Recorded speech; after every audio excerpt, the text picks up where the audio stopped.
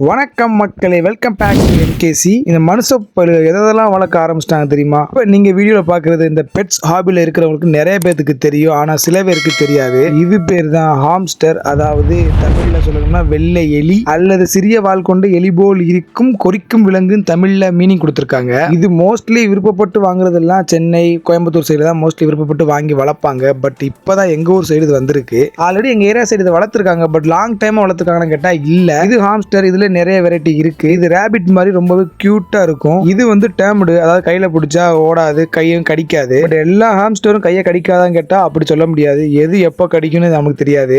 இது 2 ஹாம்ஸ்டர் இருக்கு, ரெண்டுமே டேர்ம்டு அப்படின்னு சொல்லியிருந்தாங்க. நான் அந்த ப்ரௌனை கையில எடுத்து பார்த்தேன். கையில எடுக்கிறதுக்கு ஓடிக்கிட்டே இருந்துச்சு. பட் எனக்கு ஃபர்ஸ்ட் டைம் கையில பிடிக்கல, ரொம்ப பயமாவே இருந்துச்சு. ஏன்னா இது பல்லு வந்து அணில் பல்ல விட ஷார்ப்பா இருந்துச்சு. பட் இருந்தாலும் தைரியமா பிடிச்சி பார்த்தாச்சு. கையில பிடிக்கிறதுக்கு தான் ஓடிக்கிட்டே இருந்துச்சு. கையில பிடிச்சதுக்கு அப்புறம் கையில கம்முன்னு கிடந்துச்சு. நான் கூட கையை ஓப்பன்ல வச்சு பார்த்துருந்தேன், பட் விழுந்துரும் போனும். பட் அது தெளிவா இருக்கு, கைக்குள்ளே இருக்கிற மாதிரி. இதுக்கு ஃபுட்டா ஃப்ரூட்ஸ் கொடுக்கலாமா, அப்புறம் காய்கறிகள் கொடுக்கலாம், அப்புறம் இதுக்குன்னு தனியா பெல்லட் வச்சிருக்காங்களா. இந்த மாதிரி ஹாம்ஸ்டர் எந்த அளவுக்கு ஃப்ரெண்ட்லியா இருக்குங்கிறத யாராவது இதை வளர்த்துருந்தீங்கன்னா கீழே கமெண்ட்ல கமெண்ட் பண்ணுங்க. நம்ம சப்ஸ்கிரைபருக்கு இந்த மாதிரி பெட்ஸ் வாங்கி வளர்க்க இன்ட்ரெஸ்ட் இருக்கா இல்லையாங்கிறத கீழே கமெண்ட்ல கமெண்ட் பண்ணுங்க. தேங்க்யூ.